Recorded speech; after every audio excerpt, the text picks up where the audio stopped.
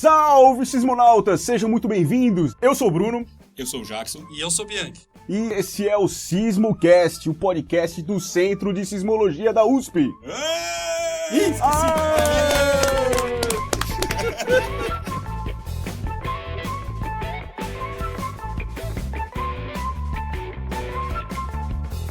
Bom, era isso, gente. Estamos aqui começando o nosso quarto episódio. E o tema de hoje é tomografia sísmica. O que é, quem faz e por quê? Isso é tema de Globo Repórter, né? Eu acho que é. Sexta-feira à noite, então, cara pois é. Vai estudar tomografia. Hoje no Globo Repórter. Boa noite. Boa noite. Bom, aproveitando então, bom dia, boa tarde, boa noite, boa madrugada para você que se conecta aí e está sintonizado com o nosso SismoCast. Hoje a gente tem uma presença ilustre aqui do professor Marcelo Rocha da Universidade de Brasília. Oi, pessoal, tudo bom? Alô, sismonautas. É a tradição, né? É uma exatamente. Tradição. Tá ficando. Tem que ter o alô, sismonautas. Seja bem-vindo aí, Rocha. Obrigado, pessoal. Agradeço pelo convite. Então o professor está aqui hoje para a gente falar sobre a tomografia sísmica, para vocês entenderem um pouco mais. Será que é parecido com a tomografia que a gente está acostumado da medicina ou não? Será que esse nome veio dali? Parece que tem alguma coisa no final aí, alguma surpresa para vocês, que só no final vocês vão saber. E para começar então, o que aconteceu nessa semana aí, Jackson?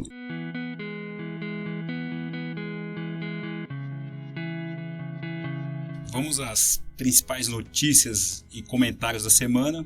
Tivemos um sismo em Malhador, em Sergipe, de magnitude 1.6, no dia 2 de junho. Foi bem pequeno, a gente não teve nada, não sentiu aí. Se alguém sentiu ele, manda o relato, que é muito importante. E como é que faz pra gente mandar quando eu sentir um tremor, o que eu posso fazer para informar para o Centro de Sismologia da USP? O mais fácil é você entrar no nosso site do Centro de Sismologia, tem lá um botãozinho pro sentiu aí, e lá dentro tem um report o sismo. É só você preencher o formulário que tá lá pra gente enviar e o teu relato já vai direto. O outro jeito é usar o nosso aplicativo Centro de Sismologia. O aplicativo tá disponível na Google Play e tá na Apple Store também. O nome do aplicativo é Sismo USP. Beleza. O nosso site, o endereço do nosso site, nunca é demais. Nunca é demais, uma vez mais, né? Nosso site é sismo.iag.usp.br. Beleza, o que mais aconteceu? As estações operadas lá pelo LabSIS da UFRN registraram 27 tremores de terra entre 21 horas do dia 6 de junho até as 8h17 do dia 7 de junho. Então, em menos de 24 horas foram 27 sismos em Quixeramobim, no Ceará. Vários moradores da região sentiram os eventos, inclusive nos municípios de São Joaquim, Boa Viagem e Madalena, no Ceará. Cadê nossa audiência do Ceará, hein? Parece que tem algumas perguntas também relacionadas ao Ceará, mas a gente vai responder isso daqui a pouquinho. Eu quero aproveitar também para divulgar um curso que vai ter aqui no Centro de Sismologia da USP, que vai acontecer dos dias 29 de julho a 2 de agosto. É um curso que se chama Ameaça Sísmica e Engenharia Sísmica, Princípios e Conceitos. Vai ser ministrado pelos professores Marcelo Assunção, aqui do IAG USP, e o professor Enrico Mangoni, da Universidade de Florença, na Itália. E maiores informações vocês podem encontrar no site www.iag.usp.br/geofísica/ameaça sísmica. Beleza? Vamos então a algumas perguntas que não foram respondidas aí no último programa, perguntas que os sismonautas deixaram pra gente. A primeira pergunta aqui que eu tenho, que é da Luanats, é essa aqui. Como é que o Ceará tem tanto tremor, meu senhor? Eu acho que o senhor era pra você, né? Certamente. A gente tem alguns indícios da razão dessa cidade. É uma cidade muito rasa. Então, quer dizer, as pessoas acabam sentindo, porque os riscos são sempre rasos. Agora, a gente acredita que grande parte desses tremores do Ceará tem a ver com os terrenos geológicos que tem lá, que favorecem os acúmulos de esforços nas camadas mais superficiais, ou seja, bem rasinho na crosta, tem um aumento de esforço e sugere esses tremores. E alguns indícios que a gente tem é uma variação lateral muito grande na espessura da litosfera e outras propriedades físicas das rochas. Isso seria uma explicação aí para os tremores. A ideia de que onde eu tenho falhas, aí ela tinha colocado falhas transcorrentes, eu tenho sismo, é uma coisa um pouco subjetiva, porque falha tem em todo lugar. Se a gente pegar o mapa da CPRM de falhas, a gente consegue ver que tem falhas no Brasil inteiro, de diferentes tamanhos, tipos, geometrias, e não é toda região que tem sismo. Na verdade, é lógico, assim, as falhas podem ter alguns sismos que estão associados à movimentação de falhas antigas, mas você precisa ter esse acúmulo de esforço aí na superfície. A gente acredita que, na verdade, variações mais profundas dentro da Terra que acabam gerando a sismicidade por acumular os esforços na parte mais superficial. Perfeito. Mais uma. Moaxe Filho mandou no nosso Instagram. Quais as normas/leis relacionadas à vulnerabilidade de áreas sísmicas no Brasil? Aparentemente, a gente tem uma norma da ABNT, que é a NBR 15421 de 2006. É uma norma que está já aí mais de 10 anos. Só que o que eu acho mais complicado é que essa norma ela foi feita baseada num mapa de 1999. Que foi um mapa que foi feito para o mundo inteiro para avaliar a ameaça sísmica. E o Brasil foi colocado meio que na mesma sacola com os Andes, né? Então, quer dizer, ele acaba representando muito mais os Andes do que o próprio Brasil. Tanto que se você olhar esse mapa, você vê que ele só existe ameaça sísmica na região nordeste ali, para o território brasileiro, e alguma coisa ali na zona do Acre, mas por conta dos sismos andinos, onde na verdade ali não tem ameaça sísmica. Os sismos eles são sentidos, mas isso não é nenhuma ameaça forte, São muito profundos. maior. Então, São muito profundos. Tem aí, pra quem... Qual que é o nome dele que perguntou? Eu acho que é o Moacir Moaque Filho, né?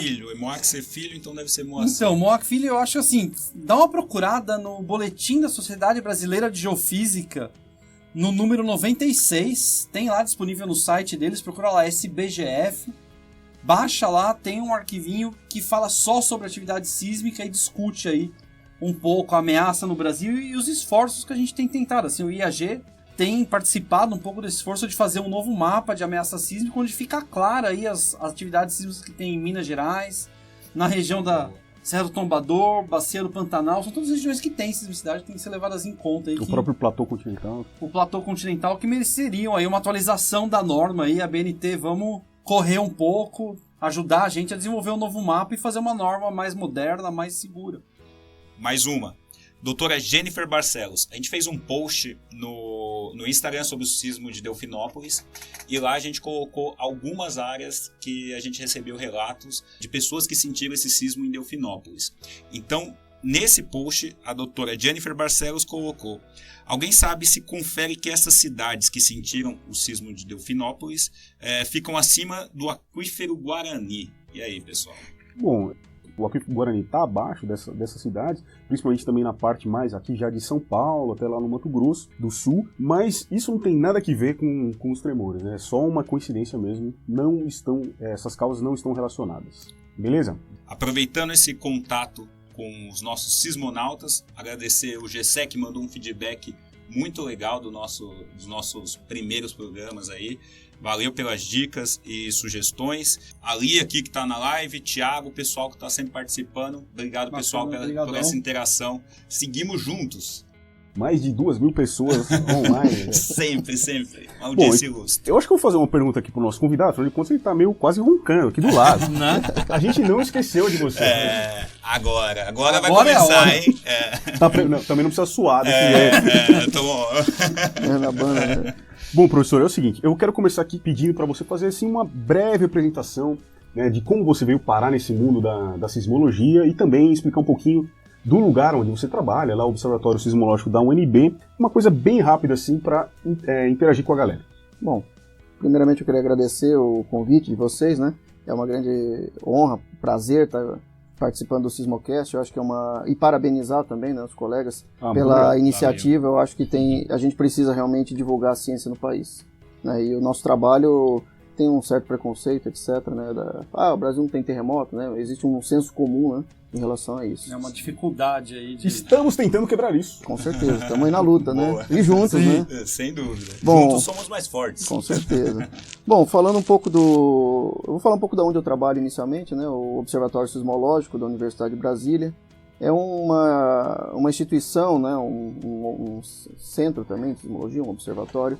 Como observatório tem mais ou menos uns 20 anos, né? Mas antes a gente tinha um laboratório e anteriormente era uma estação sismográfica que tinha uma coordenação. E em 2017, se não me engano, a gente completou 50 anos de atividade de sismologia na Universidade de Brasília. Então, é bastante tempo. Temos hoje lá, além de mim, temos outros colegas, somos em 5 pesquisadores. né, que trabalham nessa área de sismologia, temos alunos de pós-graduação, temos um curso que está completando esse ano, um curso de geofísica, né, a sismologia faz parte da geofísica, né, é o caçula das geofísicas do Brasil, é da UNB, então está completando 10 anos esse ano. E, enfim, temos alunos de graduação, pós-graduação, fazemos toda a pesquisa, não só também em parceria com as outras instituições, fazemos parte da rede sismográfica, estudando terremotos, localizando, mas também estudando o interior da Terra, utilizando as informações que os terremotos nos trazem. Muito bem, então tem como você explicar aqui pra gente um pouquinho, assim, bem resumido também, o que é a tomografia sísmica? Parece que é a área que você atua, tô certo ou errado? Sim, sim. A tomografia sísmica é um método dentro da sismologia, né? Como eu falei, a sismologia é uma parte da ciência maior que a geofísica. A geofísica estuda o interior da Terra da mesma forma que a geologia, só que utilizando propriedades físicas, métodos físicos, né, de forma indireta. A gente usa ondas, diversas grandezas físicas para a gente poder alcançar as grandes profundidades, ou enfim. Bom, mas a tomografia, como eu disse, ela é uma ferramenta, né, uma técnica sismológica. Por que sismológica? Porque ela utiliza as informações que os terremotos trazem, né, para poder imagiar o interior da Terra. Seria semelhante ao que é feito na tomografia médica, só que utilizando terremotos, e obviamente o paciente é bem maior, né, que é o planeta. No OBSIS vocês têm trabalhado com tomografia, e quais resultados vocês têm obtido, assim, como é que está o desenvolvimento desse trabalho, e o que vocês têm aprendido com ela? A tomografia ela veio evoluindo ao longo do tempo, né, devido à distribuição de estações que tínhamos no Brasil. Então, inicialmente tínhamos mais estações aqui na parte mais central do país, sudeste. Aí essas estações foram sendo instaladas e quando veio a rede sismográfica brasileira, que essas 4 instituições compõem, né, a USP, o Observatório Sismológico também da UNB, foi possível imagiar o país como um todo, com algumas regiões de uma forma um pouco mais detalhada, outras nem tanto. Então, com isso, com essas informações, tem sido possível delimitar o mosaico de blocos geológicos que nós temos sobre o nosso país, sobre o continente, né? Vamos dizer dessa forma. Então a gente consegue definir os limites desses blocos em grandes profundidades, na crosta, na litosfera. E que blocos têm sido esses que vocês têm trabalhado? Bom, os principais, né, os maiores, vamos dizer assim, nós temos o que chamamos de Craton, ou Paleocontinente São Francisco. Né? E onde que fica isso, assim, se a gente, pro nosso ouvinte aí que está na região, se você pensa no Brasil, assim, onde que fica? O Craton São Francisco seria esse grande bloco, ele é entrecortado pelo Rio São Francisco, de norte a sul, ele é alongado de norte a sul, o Craton. Nós temos observado que ele é muito maior do que os geólogos observam em superfície, ele tem as dimensões lá embaixo, né, as centenas de quilômetros, ele se estende para as suas laterais. Então, seria essa região Minas Gerais, sul da Bahia, norte de São Paulo. Temos o que chamamos de Bloco Paranapanema, né, que é o bloco que está embaixo da bacia do Paraná, da bacia do Rio Paraná e bacia sedimentar do Paraná. Está meio ali embaixo do Aquífero Guarani, né? Daquela Isso, pergunta. mas bem mais abaixo. Né? Bem mais abaixo, lógico. A gente está falando de coisas de centenas de quilômetros. Exatamente. Seria o que a gente chama, né, a linguagem técnica do embasamento, né, dessas estruturas. E o maior de todos da América do Sul, né, o grande bloco, é o Craton Amazônico.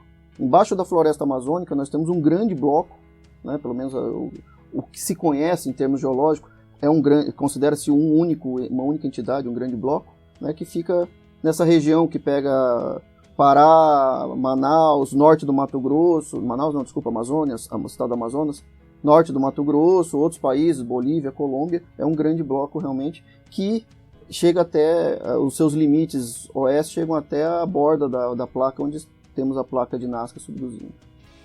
E como é que se desenvolveu esse estudo, né, nesse tema no Brasil, né? A partir de quando? Como é que começou essas investigações? Né? Bom, temos trabalhos aí que datam da década de 90, né? Temos um trabalho pioneiro do Vandecker, né, John Vandecker, que foi em conjunto com o pessoal aqui da USP, né, Marcelo Assunção. Temos um antigo também que pouca gente conhece, aí, um de 95 também, que é do Engdahl com o Berrocal, que estudou a parte mais dos Andes, então são contemporâneos esses trabalhos. E, bom, essa técnica ela foi desenvolvida por vários pesquisadores, né, de outros países, e iniciou-se uma aplicação no momento que tínhamos dados disponíveis de estações no Brasil. começou, se não me engano, o projeto que culminou nesse trabalho de 95, iniciou-se em 92, né, com a vinda de algumas estações dos Estados Unidos, que foram instaladas no Brasil. Essa área de trabalho, esse trabalho foi publicado na Nature, né, que é uma das principais revistas científicas que nós temos. Com o avanço da instalação das estações, né, no país, a gente conseguiu ampliar essa área. Então vieram vários trabalhos posteriormente. Quero passar aqui para o nosso amigo que está testando o chat. Tem alguém aí que fez alguma pergunta, Jackson? Não temos pergunta, mas essa é a hora. Quem está ao vivo aí, temos muitas pessoas aqui. Milhares de pessoas? Milhares de pessoas na live. É que o pessoal deve estar no trânsito. Claro. Não consegue fazer a pergunta agora. Sem dúvida. Estamos abertos para perguntas, hein? Se eu sou um aluno que estou entrando agora no curso de Geofísica, você me recomendaria fazer alguma coisa aí de tomografia sísmica? Eu acho que sim. A tomografia sísmica, a técnica como um todo, passa por diferentes etapas. Entre elas, uma das etapas é analisar sismograma. Então, quem tem interesse de conhecer um pouco mais dos dados, como é que se processa, a gente tem que determinar, localizar fases, né? Então, isso é um trabalho que, pelo menos os alunos da Geofísica, é rotineiro, né? Fazer esse tipo de trabalho. E quanto tempo leva para um aluno conseguir chegar no resultado, assim? Eu diria assim, que pelo menos para ele poder ter condições de fazer esse processamento, ele teria que fazer algumas disciplinas iniciais, né? Tem uma coisa a ver com programação? Com certeza. O perfil de um aluno que trabalha com geofísica em geral, é necessário ter um pouco de conhecimento de física, né, de matemática e principalmente computacional. A gente trabalha muito com programas, não existem programas prontos, a gente em geral desenvolve os nossos programas, né? Isso eu falo nós, pesquisadores em geral. A gente usa programa de outros pesquisadores, melhora esses programas, então, para melhorar a produtividade, né? Às vezes tem alguns programas que são lentos, demoram muito tempo, a gente tenta sempre adaptar para poder fazer o nosso trabalho. O que foi, Simone? Simone tá falando aqui que já tá meio na hora de encerrar, mas eu vou tentar apertar ela um pouco aqui. Calma aí, Simone. Vou aproveitar e começar a tentar... E vamos tentar fazer um quadro aqui, meio de um ping-pong, um bate-bola aqui. Então vai ser respostas rápidas. Você aceita esse desafio? Você é o pioneiro aqui da sismologia brasileira a aceitar um quadro desse. Vamos tentar, né? Vamos lá.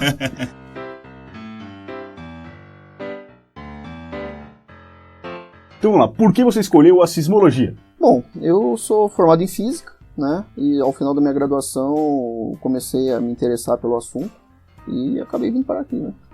Nessa área. Muito bem. E eu quero que você lembre um trabalho de campo que te marcou. Puxa, são vários, né? Nossa, Um só. O que acontece no campo? Morre no campo. Vai pro relatório. Morre no campo, né?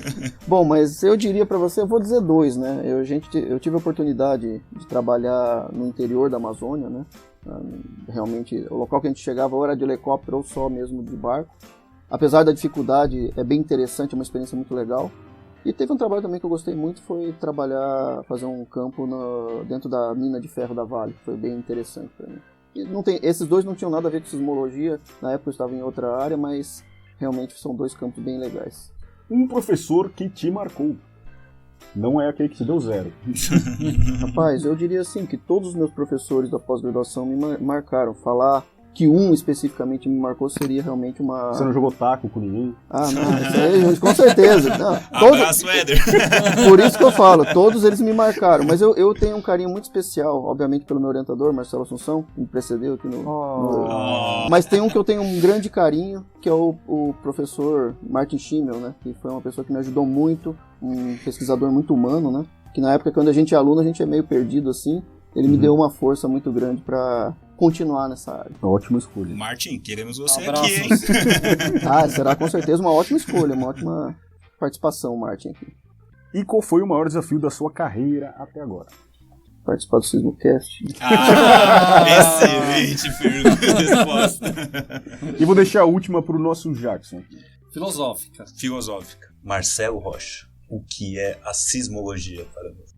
Olha, eu posso dizer para vocês que a sismologia é tudo, né? Dentro da minha carreira, eu me desenvolvi como profissional dentro da sismologia, aprendi muita coisa, tive a oportunidade de conhecer grandes pesquisadores, né?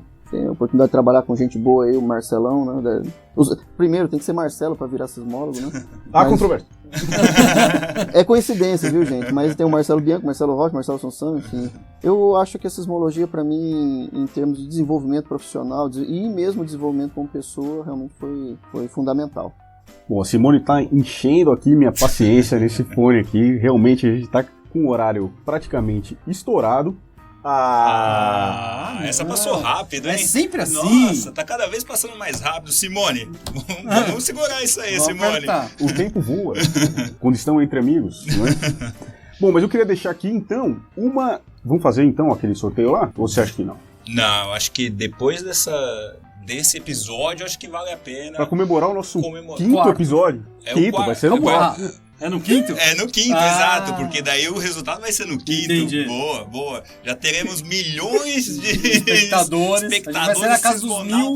Exatamente, olha, só sucesso. É o seguinte, a gente vai sortear então um livro da Sismicidade Brasileira, não Sismicidade do Brasil, que ganhou... Prêmio Jabuti, hein? Prêmio Jabuti, exatamente, é olha citar aí. agora na sequência. Olha Que aí. ganhou o Prêmio Jabuti. Como é que a gente vai fazer para sortear isso aí, Jackson? Você que é o cara dos sorteios. Boa. Vamos fazer o seguinte, então. Quando a gente publicar esse episódio no nosso Instagram, você vai fazer o seguinte, se você quiser participar. Vou deixar lá a descrição no post.